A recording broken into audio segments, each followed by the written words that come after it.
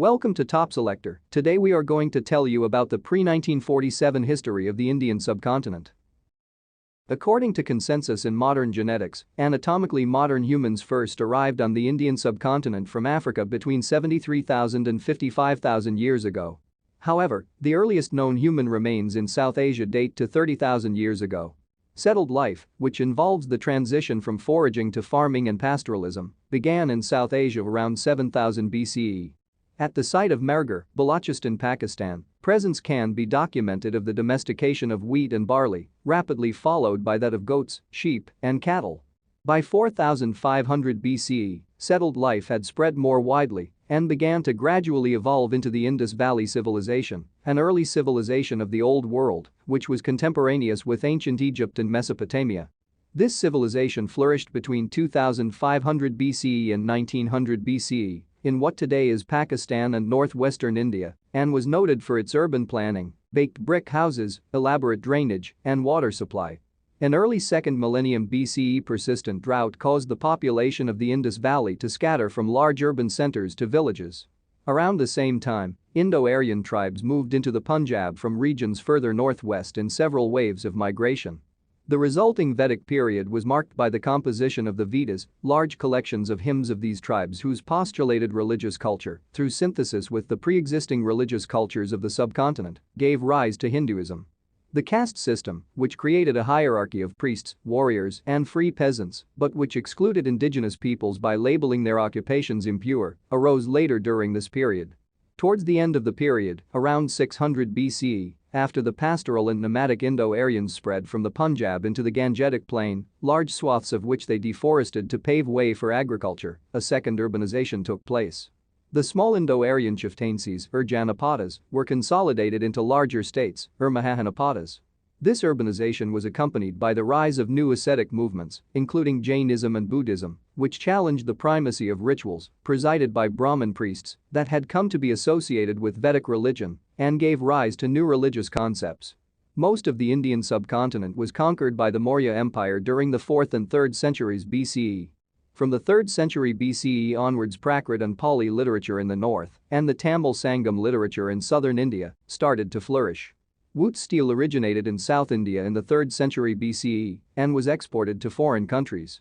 During the classical period, various parts of India were ruled by numerous dynasties for the next 1,500 years, among which the Gupta Empire stands out. This period, witnessing a Hindu religious and intellectual resurgence, is known as the Classical or Golden Age of India. During this period, aspects of Indian civilization, administration, culture, and religion, Hinduism and Buddhism, spread to much of Asia, while kingdoms in southern India had maritime business links with the Middle East and the Mediterranean. Indian cultural influence spread over many parts of Southeast Asia, which led to the establishment of Indianized kingdoms in Southeast Asia. The most significant event between the 7th and 11th century was the tripartite struggle centered on Kannauj that lasted for more than 2 centuries between the Pala Empire, Rashtrakuta Empire, and Gurjara Pratihara Empire. Southern India saw the rise of multiple imperial powers from the middle of the 5th century, most notably the Chalukya, Chola, Pallava, Chera, Pandyan, and Western Chalukya empires. The Chola dynasty conquered southern India and successfully invaded parts of Southeast Asia, Sri Lanka, the Maldives, and Bengal in the 11th century. In the early medieval period, Indian mathematics, including Hindu numerals, influenced the development of mathematics and astronomy in the Arab world. Islamic conquests made limited inroads into modern Afghanistan and Sindh as early as the 8th century, followed by the invasions of Muhammad Ghazni.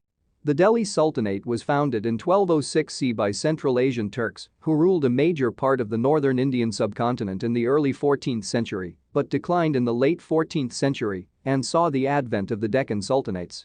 The wealthy Bengal Sultanate also emerged as a world major global power, lasting over 3 centuries. This period also saw the emergence of several powerful Hindu states, notably Vijayanagara, Gajapati, and Ahom, as well as Rajput states, such as Mewar.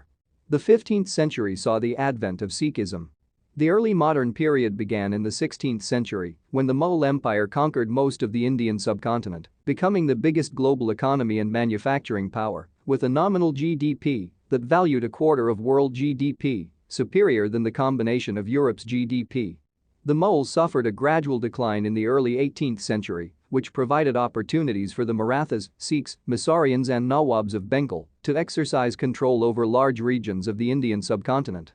From the mid-18th century to the mid-19th century, large regions of India were gradually annexed by the East India Company, a chartered company acting as a sovereign power on behalf of the British government.